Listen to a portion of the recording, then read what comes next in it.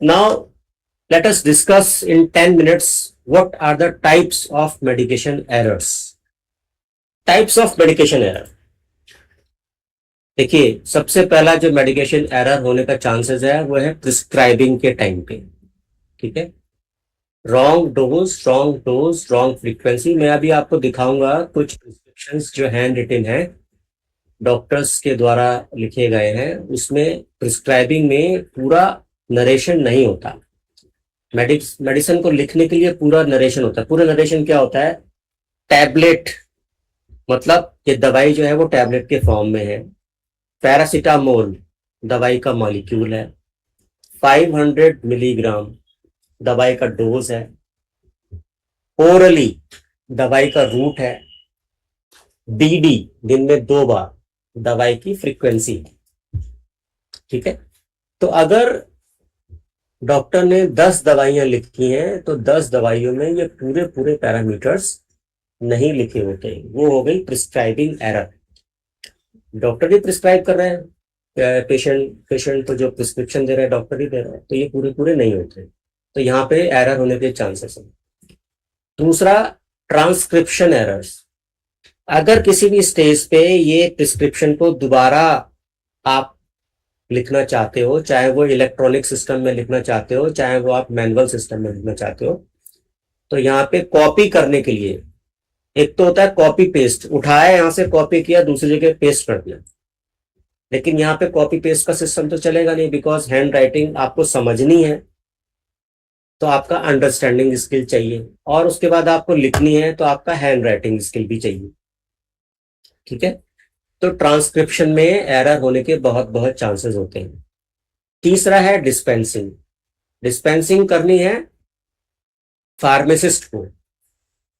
अब जो prescription pharmacist के पास पहुंचा है, उस प्रिस्क्रिप्शन में मान लीजिए 6 दवाइयां लिखी हैं, तो 4 दवाइयां तो उन्होंने सेम नाम से दे दी. 2 दवाइयां उनके पास नहीं है तो उन्होंने उसको सब्स्टिट्यूट कर दिया.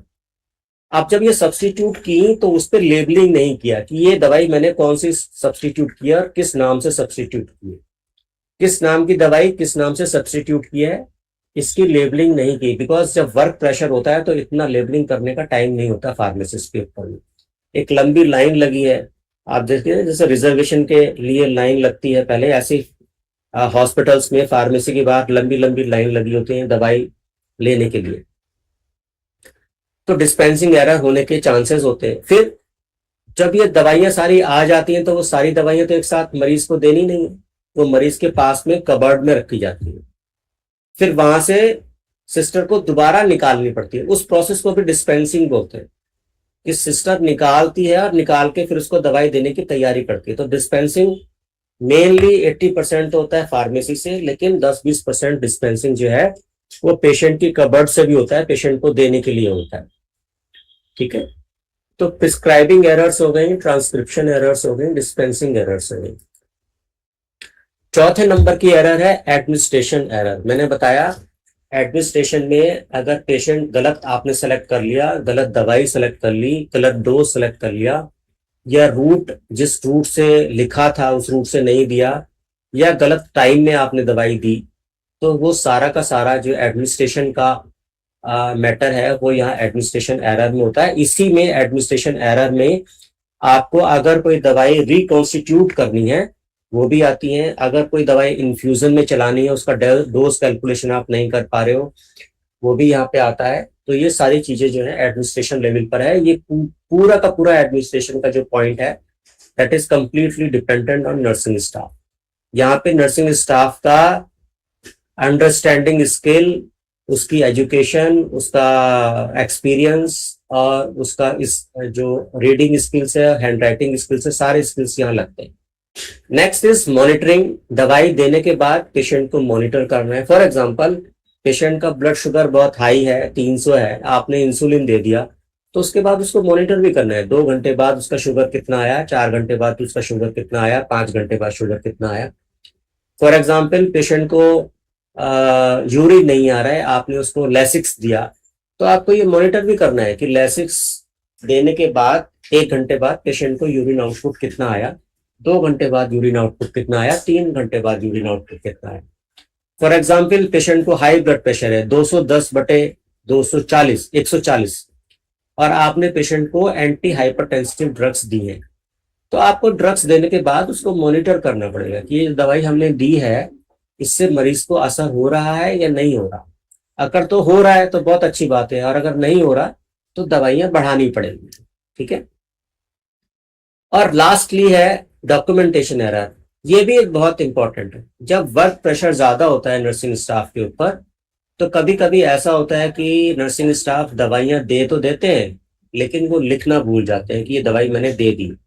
या डॉक्यूमेंटेशन एरर उस वक्त होती है जब आपका चेंजिंग ओवर का टाइम है। मान लीजिए ड्यूटी खत्म हो रही है 2 बजे, तो आप ड्यूटी छोड़ के जा रहे हो, लेकिन इवनिंग का स्टाफ ड्यूटी पर आ रहा है, और आप थोड़ा जल्दी जल्दी में उसको ओवर दे रहे हैं, तो आपने बता दिया कि भाई ये इंजेक्शन मैंने दे दिया है, ये इंजेक्शन आपको देने हैं, बट आपने डॉक्यूमेंट नहीं किया।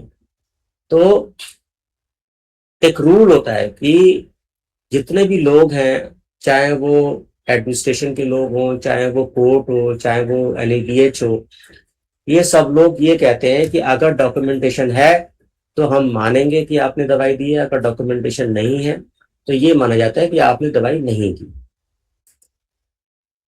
उसके बाद है कंप्लायंस। ठीक है। When the patient do not take medicine as prescribed due to misunderstanding, forgetfulness और लैक ऑफ काउंसलिंग। ठीक है।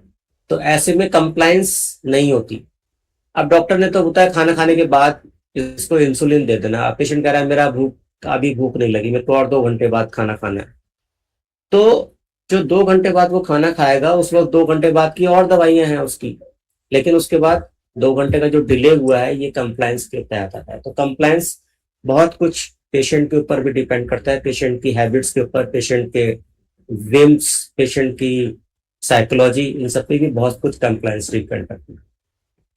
Omission error, failure to administrate a scheduled drug. लिखी है ड्रग, चार्ट में लिखा हुआ है, लेकिन आप भूल गए। 8 दवाइयां लिखी हैं, आपने 7 दी, 8वीं नहीं दी। किसी भी कारण से हो सकता है। फॉर एग्जाम्पल आपने 7 दी, लेकिन जिस वक्त आपको 8वीं देने का नंबर था वो दवाई थी नहीं, आपने फार्मेसी से मंगवाई, जब तक वो दवाई लेके आई आपका ड्यूटी टाइम पूरा हो गया। तो ये सब चीजें होती हैं। जानबूझ के कोई फेलियर नहीं करता है, लेकिन कुछ परिस्थिति ऐसी होती हैं जब वो दवाई छूट जाती है, लेकिन छूट जाती है तो ओमिशन तो हो ही गया। रॉन्ग टाइम एरर, आपकी दवाई 2 बजे लिखी है, दवाई पेशेंट के बेड साइड है नहीं, प्रोक्योरमेंट में टाइम लग रहा है, फार्मेसी कह रहे हैं हम मंगवा रहे हैं, वहां पे स्टॉक आउट हो गया, और जब तक दवाई आ रही है 2 के बज गए हैं 4। तो ऐसे कंडीशन में आपने 4 बजे कर दिखाई दी तो वो रॉन्ग टाइम हो गया। तो ये सब चीजें मेडिकेशन एरर में आती हैं। Unauthorised drug error, administration of medication that was not prescribed by the authorised physician. ये होता है लासा में, look alike sound alike drugs में। आपने एक दवाई जो लिखी हुई है वो तो दी नहीं, और उसके एवज में या उसके पैरेलल जो look alike sound alike drugs है वो आपने पेशेंट को दे दी, तो वो अनऑथराइज्ड ड्रग होगी। पेशेंट को इसकी रिक्वायरमेंट नहीं है। अभी हम डिस्कस करेंगे ये पॉइंट भी, आगे 5-7 मिनट में हम डिस्कस करेंगे कि look alike sound alike drugs क्या होती है। ठीक है। तो मैं समराइज कर दूं कि कितने तरह की एरर्स होती हैं। सबसे पहले एरर्स है प्रिस्क्राइबिंग एरर, जो डॉक्टर्स के लेवल पर होती है।